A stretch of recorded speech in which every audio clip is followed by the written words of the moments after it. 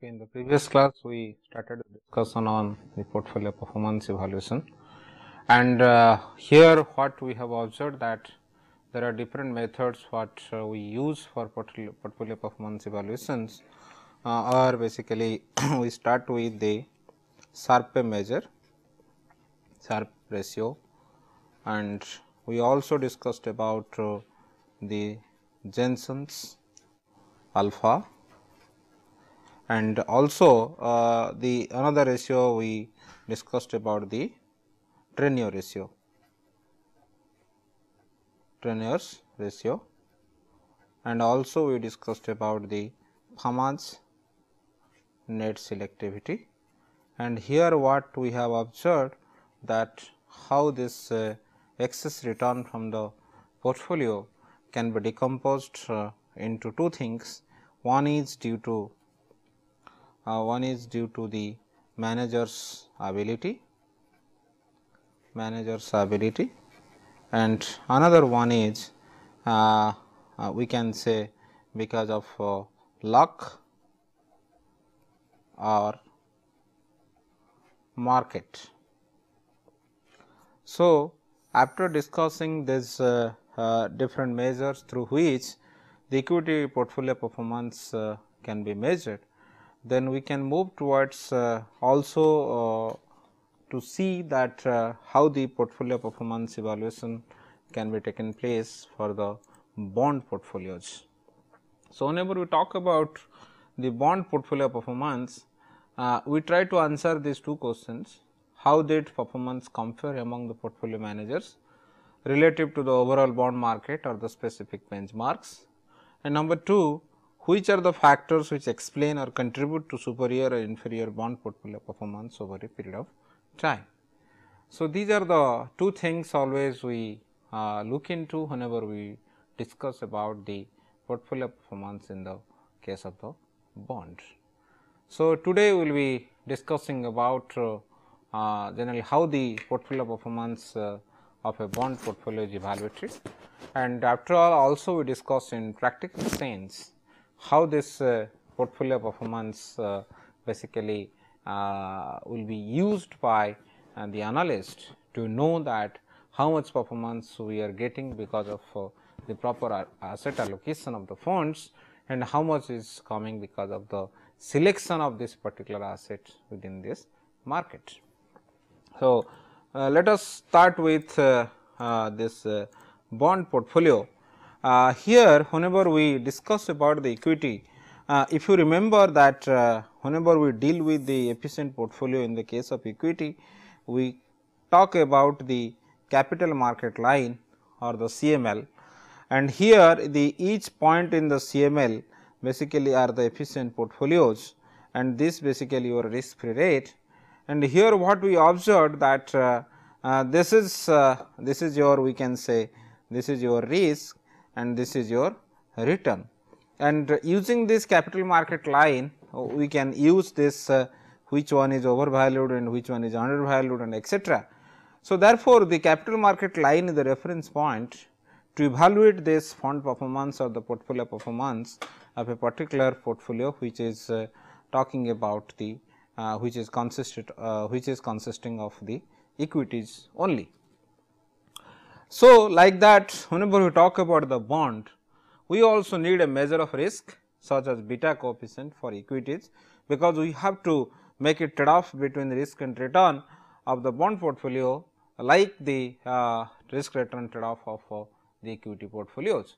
So, therefore, the first question always arises in the mind of investor or the minds of the fund manager: how generally this equity portfolio, like the equity portfolio, how the bond portfolio risk measure can be highlighted or can be measured, by which we can compare or we can make a analysis trade off between the risk and return of the bond portfolio. But here one observations or one difficulty always we face, it is because that or we can say better risk measure for a bond portfolio will be little bit difficult. It is because that the bond maturity and coupon effect on volatility of the prices, because we know that once the maturity of the bond changes, let this was 2 years, then 4 years, then 6 years like that, and as well as the coupon also changes, then obviously the price of the bond changes. Price of the bond changes, that we have discussed whenever we talk about the bond pricing. The pricing of the bond is determined by the term to maturity and the coupon, which is your CT, which is the regular cash flow what we get from the bond. So, what we can say here, that once these two are changing frequently, we can observe that always we can say that the price of the bond changes, and if the price of the bond changes, then what we can observe, that getting a particular amount of the bond or getting a particular pricing which can be used to calculate the risk will be difficult in the case of the bond portfolio. So, that is the practical problem always we face whenever we deal with the bond portfolio in the market. Some of the people says that the composite risk measure is the bonds duration, because duration basically what we have seen whenever we talk about the duration, duration is nothing but it is basically a measure which basically adjusted towards the interest rate risk. So, what we can see that if you want to use this bond portfolio, so instead of using the maturity, we can deal with the portfolio duration, which can be used as a risk measure for the bond portfolio. So, that is why like your equity, whenever we are using the beta, which is your market risk, we can use your beta, which is the market risk. So, here the duration basically can be used as a proxy for beta for the bond market line. So, we can say that after all we can get a proxy like duration, which can be used for the bond portfolio performance measurement. So, whenever this line can be established, or we can say the bond market line can be established, here if you observe this, how this line can be evaluated, or when the line will be changed, or whether the line is doing good, or the particular portfolios which are on this particular line are the efficient portfolios or not, how we can come to know those things. So, there are certain factors which can affect this particular line on the basis of the bond characteristics or on the basis of the market fluctuations. So, let us see one by one how this particular line will be affected once those variable will be changed in the market at a particular time period. So, the first factor which can affect this bond market line is the policy effect. What do you mean by this policy effect? Basically, whenever we can say that our target is, or the investor's target is particular duration of let 10 years. He has targeted his investment horizon period is 10 years. So, to minimize this interest rate risk in the market, what he has done, he has invested in such a bonds or such a portfolio which is consisting of bonds where the duration is 10 years. But he has not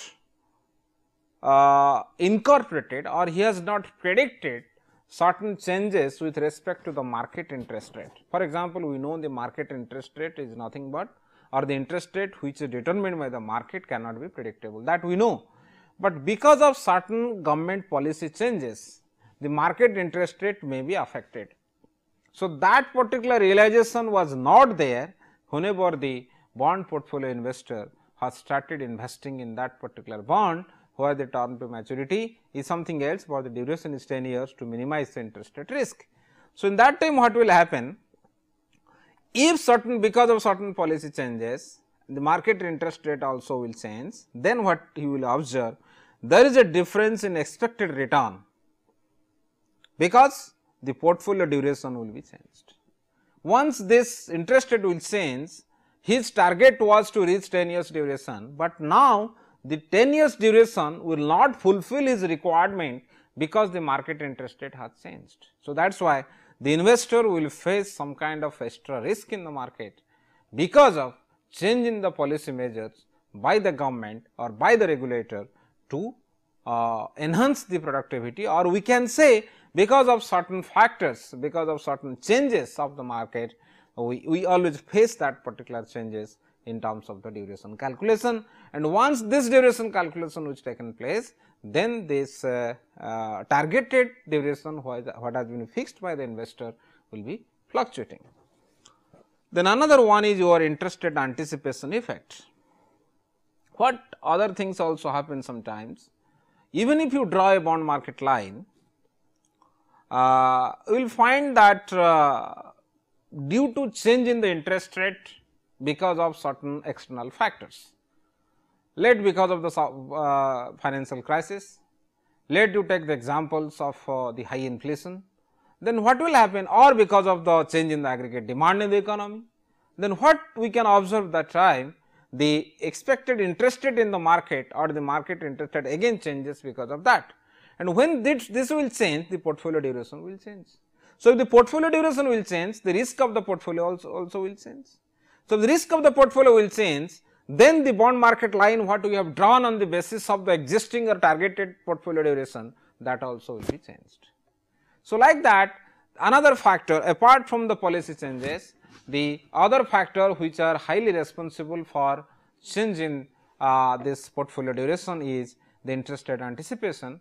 As you already know that interest rate change is the or anticipation of interest rate strategy is the riskiest strategy by the investor always use for investment in the bond market. So, therefore, what we can observe here, that once this policy changes, your portfolio duration will change. If the portfolio duration will change, then obviously the proxy whatever we have taken for the measurement of the risk, that also will change. So, then we are in the dilemma that what to be used and what not to be used.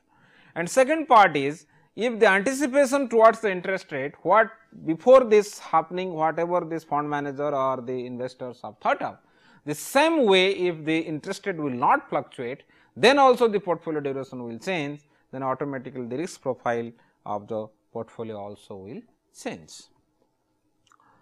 Then analysis effect also another factors.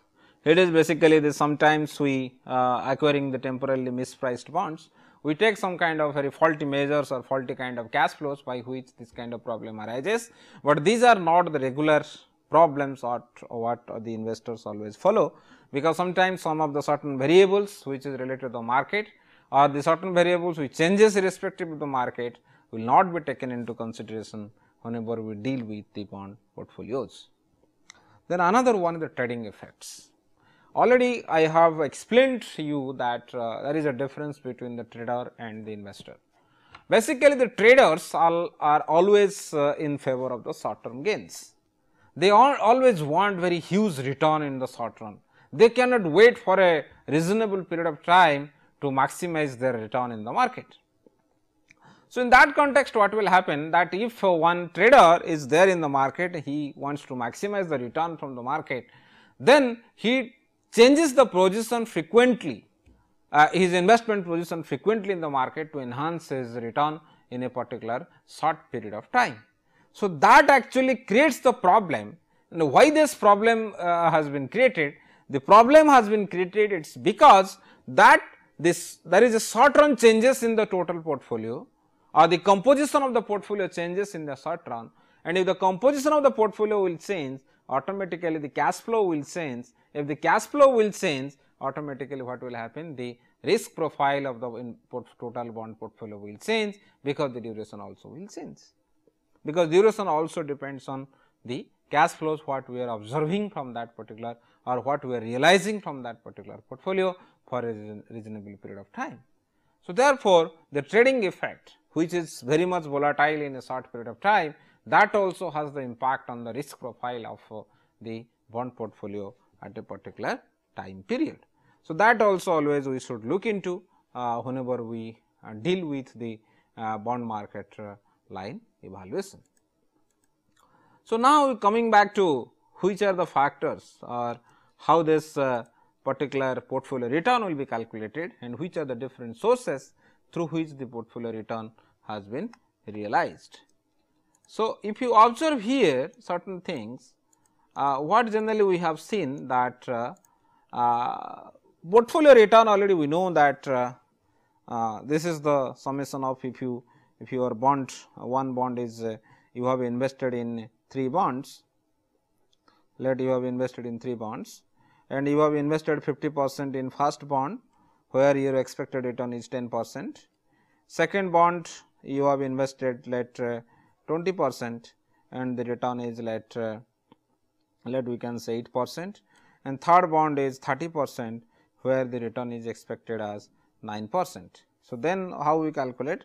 This is basically 0.5 into 0.10 plus 0.2 into 0.08 plus 0.3 into 0.09, which is basically the return from the bond portfolio. So, like that we know that, but here the question arises, which are the different sources through which the return can be calculated. So, already we know that whenever we change the return, for example, your bond price was PT and it was changed to PT plus 1. So, then what will happen that the return will be basically your PT plus 1 minus PT divided by the PT. So, this is your return what you are calculating from there, and what basically we know that this has been divided into 2 parts. One is your income effect and plus the price change. This is comes because of the price change, and this income effect is nothing but this is the capital gain. So, there are 2 components always we observe whenever we talk about the return from the bond. So, which are the factors which affect your income and which are the factors which affect your price? These are the factors basically are more responsible for calculation of the bond returns.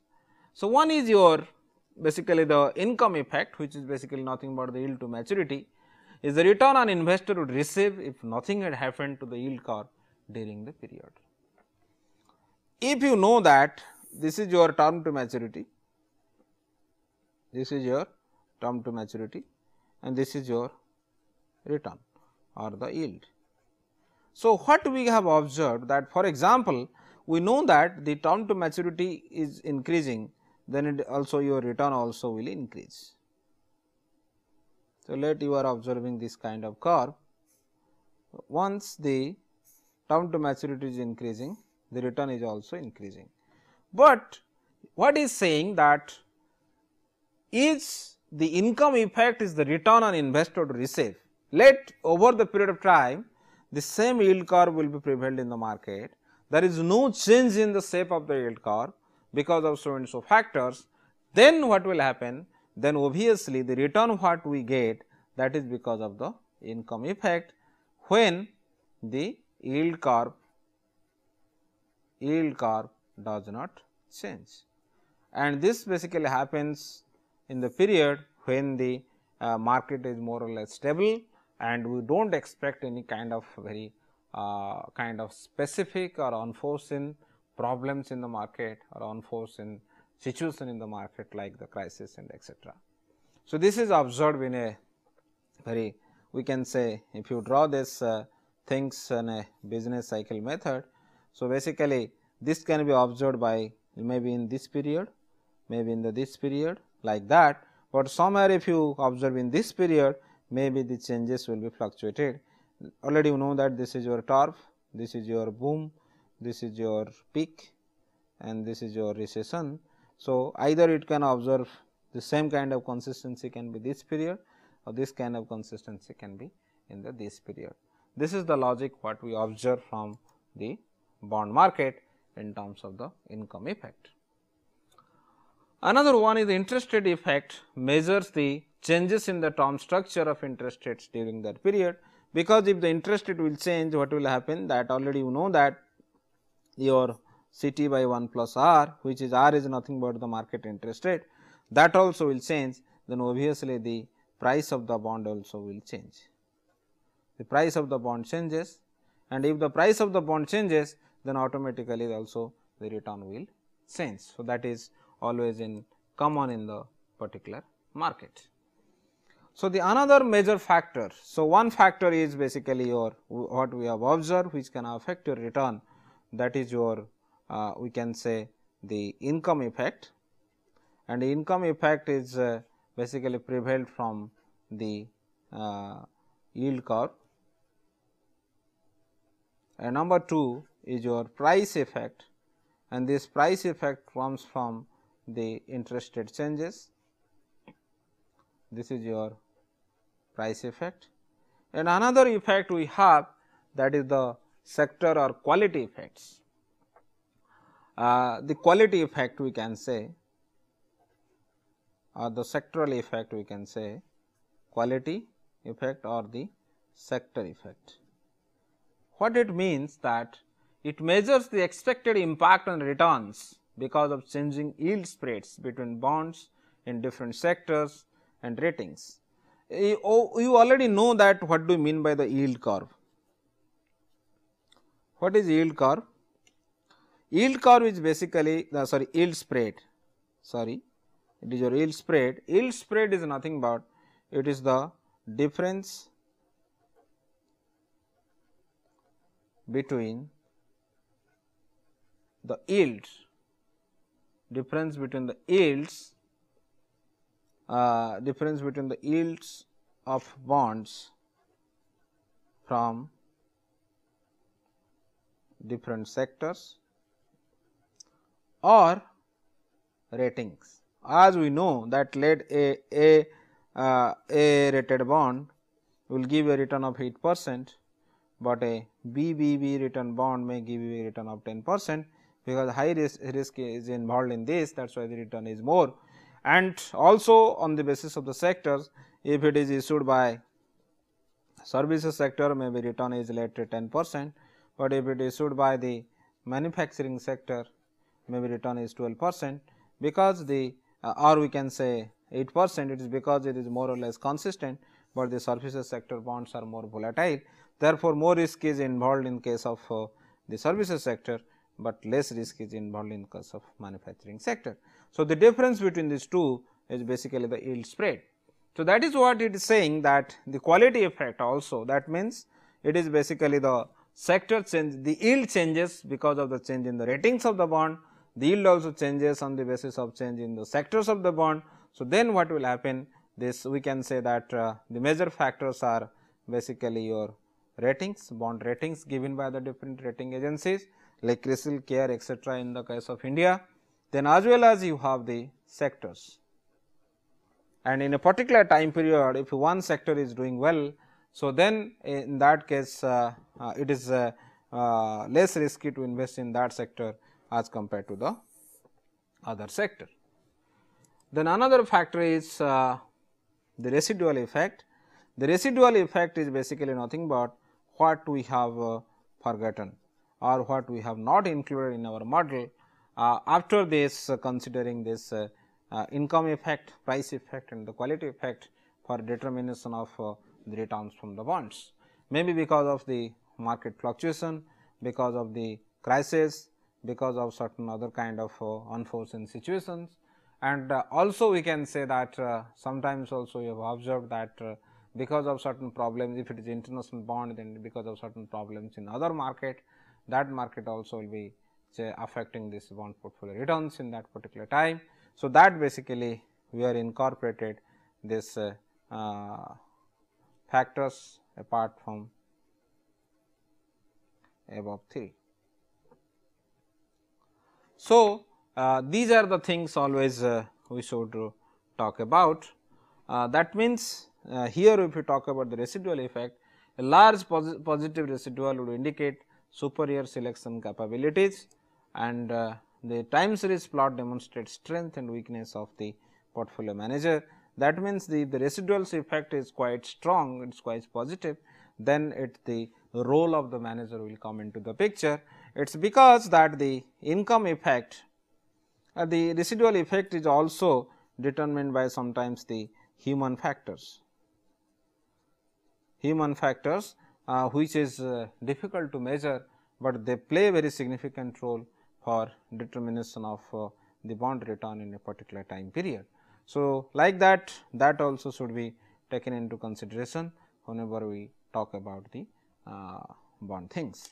So, what generally we do, then if you plot this a time series analysis over the period of time, then we can observe that which are the how this bond portfolio manager is performing over a period of time in that particular investment case. So, as we know that these are the different factors which basically affect this return of the bonds, where this particular source comes and how this sources of return is basically determined. And already you know that the total return is made up of the effect of the interest rate and the contribution of the management process, and the management process means it is the process through which the portfolio manager or the fund manager invests the money in the market in terms of the bonds. So, therefore, the total return what we get is equal to I plus C. I represents the major factor, your I is equal to your interest rate, and another factor is basically C, which is your management process or the skill. Management process or the skill of the manager or the process through which this fund manager invests the money in the market. Maybe the process also involves the process whenever we talk about this basically involves so many things. One is your basically this strategy, your objectives, your selection, asset allocation. So, these if you include all, this basically talks about the process.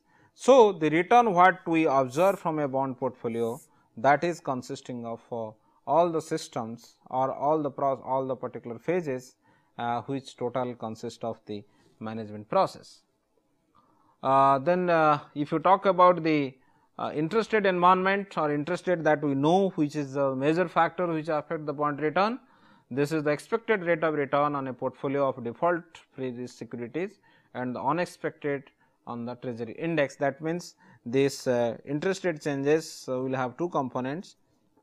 One is your expected change and another one is the unexpected change, because expected part is already incorporated in our strategy, but the unexpected part is not incorporated there. So, this unexpected part basically will change the total return of the portfolio at a particular period of time. Then if you talk about the C, already I told you that there are different process it goes, and C basically is composed of return from the maturity management, which is basically depends on the objective. If your objective and depending on the objective, the investment horizon period will be changed, investment horizon period will be changed, that affects your return. Then your S, which is return from the spread or quality management, which is basically talking about your asset allocation and also the selection of the particular stocks, and also we can talk about the strategy. Strategy basically talks about the S and which kind of better strategy you are using to maximize your return at a particular period of time. Then also you have incorporated the B, which is the return attributables to the selection of the specific securities. So, this basically talks about the selection of the stocks within a particular market. So, these are the different things or different sources, actual sources, which basically talks about the different sources of the return from the bonds. So, if one particular portfolio investor will look into those parts, then obviously the total return can be maximized, but out of them we remember that there are certain factors which are human in nature, which varied from time to time depending upon the emotions, depending upon the appetite, risk appetite of the investor. So, that part may not be incorporated easily into the portfolio or into the model consideration for calculation of the portfolio return. So, therefore, some kind of fluctuation sometimes we observe, but in most of the cases what we have observed that these are the different major factors or major sources which affect the bond portfolio return at a particular time. So, therefore, what we have observed finally, your return from the portfolio should be I plus C, and I represents basically E plus U, the expected component and the unexpected component. Then it is the C components basically your M plus S plus B, and M stands for the maturity management, which talks about the objectives, and your S, which basically the quality management, which basically strategy and as well as asset allocation. Then B represent the selection of the stocks in a particular period of time, which are the different stocks within that particular category or within that particular market will be better for investment to maximize the return, which totally depends on the portfolio manager's performance. So, these are the different components always we see.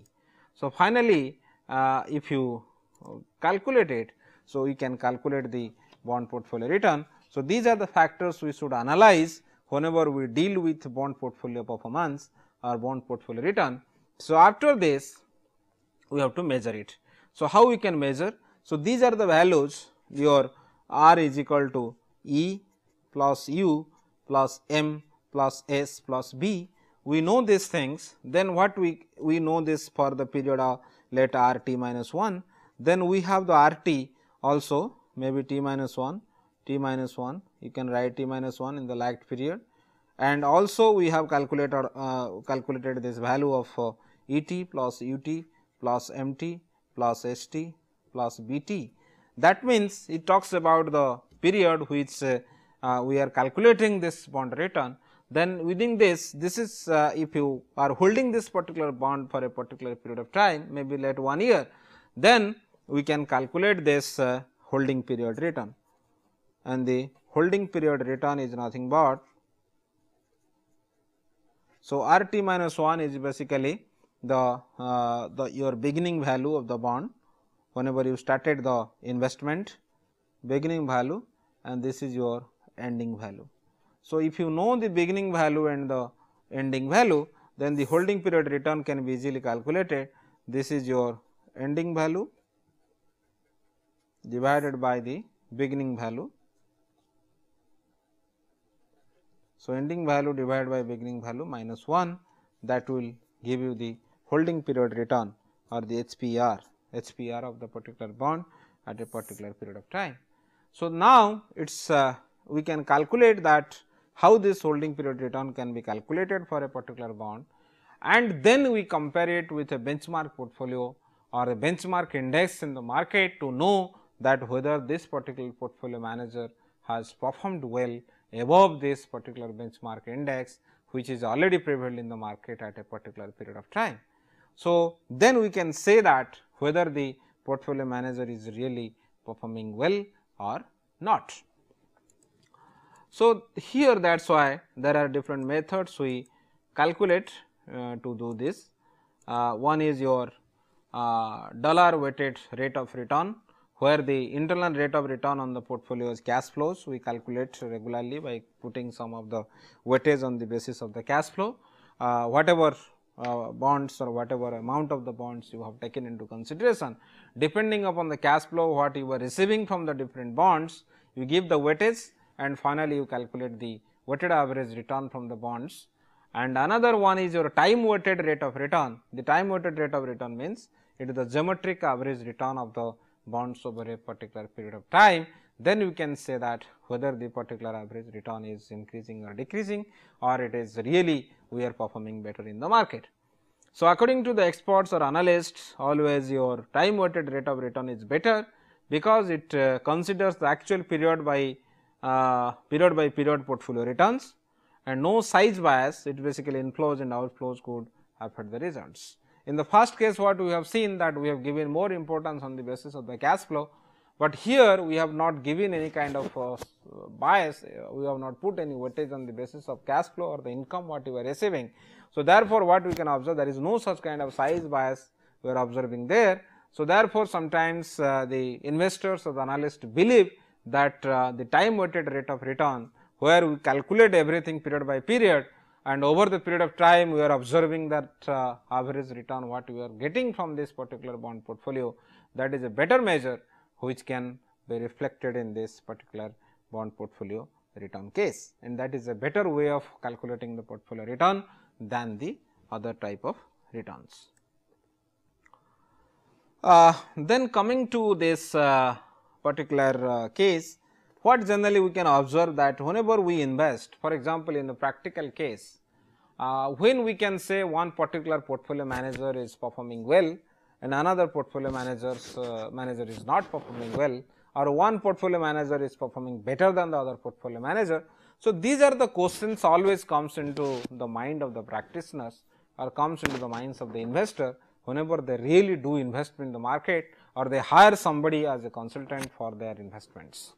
So, in this case we have to do this analysis, and we do what we call it the attribution analysis. In this attribution analysis, what basically we do, we test that which are the broad based asset allocation options are available with us. For example, you talked about the return or the portfolio performance of the equity, and we know the portfolio performance of the bonds. So, after knowing these things, maybe we want to compose or we want to make or construct one portfolio which is consisting of both bonds as well as equity as well as the other kind of risk free assets or the cash instruments. So, depending upon this, so we have to analyze that whenever we make this portfolio out of these different alternatives which are available in the market at a particular period of time, which are the assets should be taken into consideration, and why this particular assets will be taken, and how this particular assets will be taken at what percentage. So, this is the question first comes into the mind of the portfolio manager. So, first he has to decide which are the assets he has to taken into, which he has to take for the construction of the portfolio, and second is if he wants to choose some of the assets, he will choose these assets from which kind of industry and which kind of the sectors, which sectors are performing well. Once he has decided these are the assets I am going to, these are the types of the assets what I am going to incorporate in my portfolio construction, then the other thing is, once I have decided okay, I want to invest some certain percentage in equity, certain percentage in bonds, certain percentage in let the risk free asset or the cash instruments. So, then he thinks that from which industry he will take off these particular equities or which industry will take off these particular bonds, and finally, the selection of securities within the sector. After that he has decided okay, these are the sectors I am going to invest, and these are the sectors will be lucrative for me for the investment in the next period. Then the question arises, then which are the, maybe there are 10 or 20 assets are available in that particular sector, or 10 portfolios are available in that particular sector, 10 kind of assets are available in that sector, then which particular asset I should incorporate in my portfolio case. So, these are the third question basically comes to the mind of the portfolio manager. So, taking into these things, if you analyze that step by step, which are the things should be taken, which are the things should not be taken. So, then finally, what we can do, then we can come to know that okay, these are the sectors or these are the assets should be taken into my consideration, and automatically final part will be, we can say that whether the portfolio manager has performed well or not. So, once this is decided, then we should know that whether the portfolio manager has really performed well or not. But how do you know that whether the manager has really performed well or not? So, in this case what we do that we do this how much return the portfolio manager has got because of the asset allocation, because the main job of the portfolio manager is allocation of the assets, allocation of asset which is the major function of the manager, and another one is the selections. Selection means within the particular sector which are the different instruments he has chosen. So, in this case we have to see that how this particular portfolio manager has performed in a particular period of time in this particular case. So, that will give you a better result to us that how this analysis can be made. We have a benchmark index. You like the example. We should take one example to explain this. And what is that example? We have a benchmark index we have a benchmark index, where the weightage has been given in this way. Let we have the asset like equity, bond, then the risk free assets, or we can write cash. And the benchmark index, what they have done, they have invested that 50% in equity and 50% sorry 35% in bond and 15% in cash. And the benchmark index have chosen, let A equity number, equity name A, and bond B and cash C.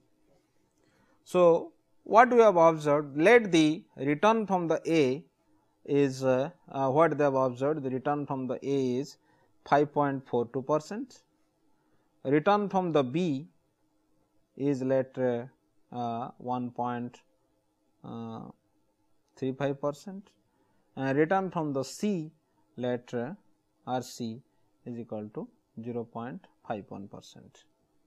So, these are the return what this particular benchmark index has done. As we know that to know this particular performance, we have to see that how this particular portfolio is performing over the particular stock. Then how much return we can expect from here, that is your 0.5 into 5.42 plus 0.35 into 1.35 plus 0.15 into 0.51.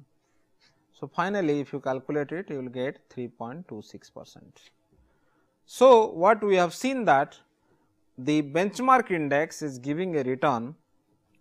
So, our benchmark is giving a return of 3.26%. Let we have one managed portfolio.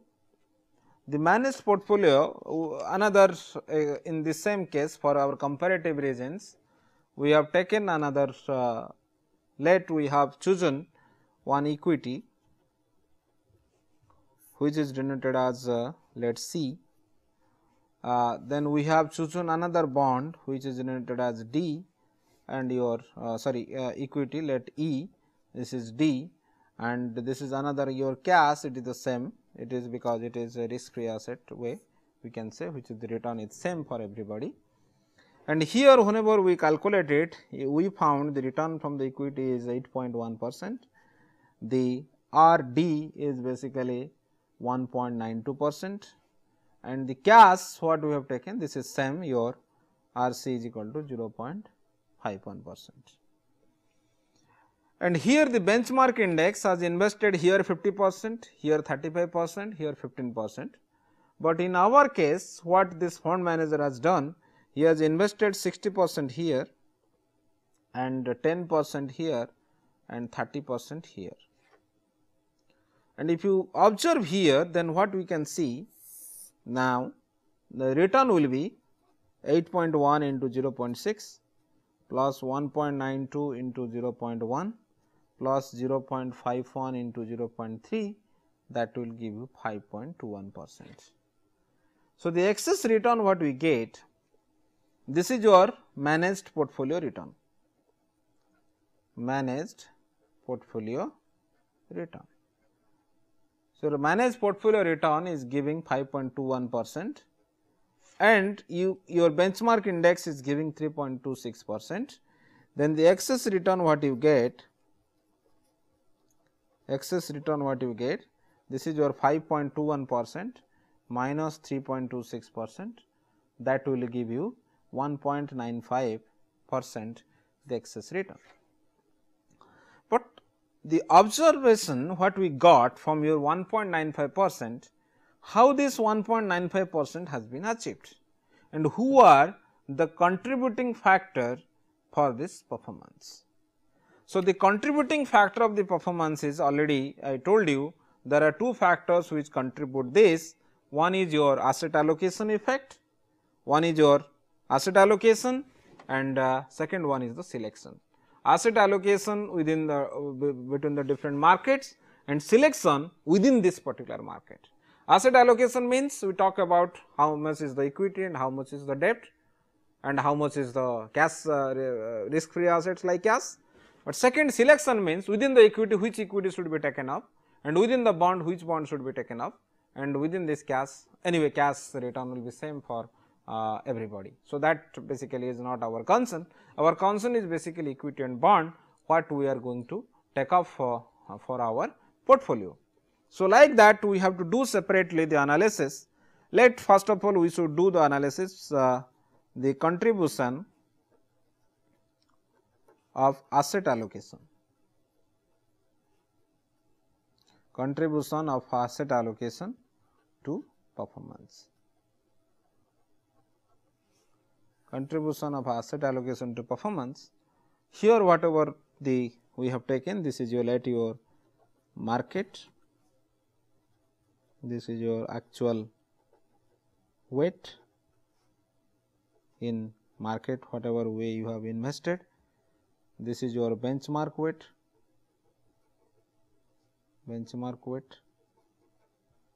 and this is your excess weight,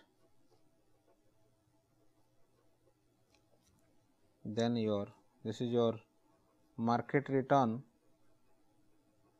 minus the what is that benchmark return,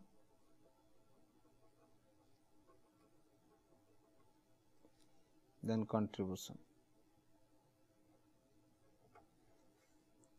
If you observe here what we have taken, it will be clear for you that we have taken equity, we have taken fixed income or the bonds, we have taken the cash, and let this is your contribution to asset allocation. Actual weight we have given 0.6, here we have given 0.1, here we have given 0.3. Benchmark weight is 0.5, 0.35, 0.15. So, the excess weight what you have given, it is 0.10, here it is giving minus 0.25, here it is giving 0.15, this minus this. Market return is how much? It is 5.42 portfolio return, and the benchmark return is giving 3.26, that will give you 2.16. Here it is how much your market is giving, that is already you know that it is in this case it is 1.35 minus 3.26, that will give you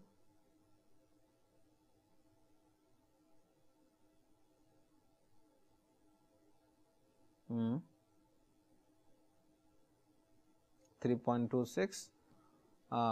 If you say that, it will be 3.26 into 1.35 minus 1.91 minus 1.91, and this will give you this will be 0.51 minus 3.26, that will give you minus 2.75.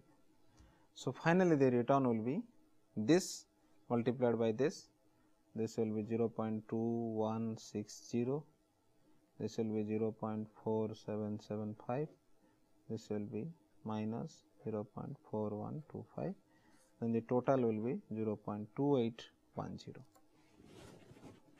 0.2810. So, what we have observed here that 28.10 basis point excess return we get because of the asset allocation process.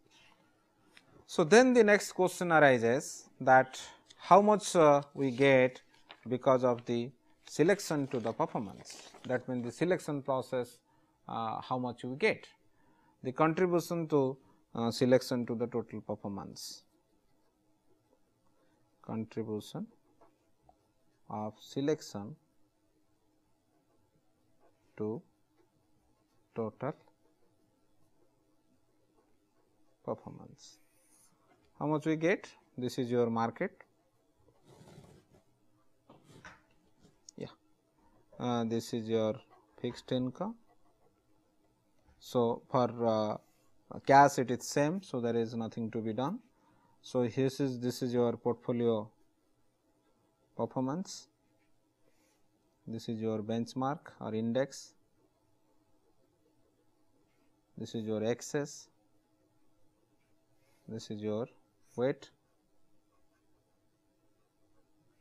this is your contribution.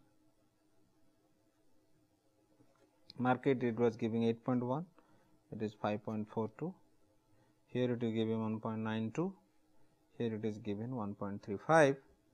So, excess is 2.68, here it is giving 2.57, weight is 0.6, 0.1, then contribution is 1.608, it is 0.057. So, total will be 1.665%. So, because of the selection, better selection, we get 1.665%, and because of the excess better asset allocation, we got 0.281%. So, the total return what we can say in this case will be, we should take these two, then this will be over 1.665% plus 0.2810, that will be giving you close to 1.95%. So, this is the excess return what we got from the particular managed portfolio above this particular benchmark portfolio. So, this is the way we do this attribution analysis to know that how much extra return we get because of the asset allocation and how much excess return we get because of the better selection. So, that is why whenever we portfolio performance evaluation, general we do it for portfolio manager, it varies from case to case. Sometimes we compare with other managers in the universe comparison in this case, but one thing you have to remember that whenever we compare, each manager should follow a same style whenever they or we can say they go for investing in the market. If you are comparing with one manager with one style with another style, then it will give you the misleading result. If somebody is investing in value stocks, somebody is investing in growth stocks, and you are comparing between value and growth, that creates the problem. Maybe somebody is investing in large size stocks, somebody is investing in small size stocks, that also creates the problem. That actually we have to look into our consideration. And subjective versus objective comparison, sometimes also we have seen that to get this return, how much practical problems this particular manager has faced, and that actually you have to analyze it subjectively by going to the manager and asking the questions, and then only we can come to a conclusion that objectively whenever he has performed something, whether it is really comparable to the risk or the particular problems what he has faced to get that amount of the returns. Then comparison with the benchmark, that already what we have done here, whichever the existing benchmarks whatever we have. In the Indian case, if it is the equity stocks or equity portfolio, we can take BSE Sensex or NSE Nifty kind of thing. And if you talk about the bond portfolio, we do not have very proper index, but still we can use some NSE bond and other things to find out that whether my bond portfolio is performing well or not. Then also if there is no such kind of index and you are concentrating in a particular industry or concentrating on a particular type of the stocks and the bonds, then you can choose and construct your own index. Let your small cap stocks, large cap stocks, we have already some indexes are available. Also we can construct our own index depending upon the style what we are following. Then we compare this particular return what we get with this particular benchmark index. So, that basically varies on the basis of the objective of the investor as well as the strategy, because if you are investing in the bond portfolio, the objective of the investor is basically the important role, because depending upon that the investment horizon period changes and the portfolio also changes. Then if you are investing in the multi-currency investment or you are investing in the global portfolio, then the currency risk also should be adjusted from the actual return, that will help. And finally, you have sometimes we use the balance benchmark, which basically the weighted average of all the benchmarks whatever we have available.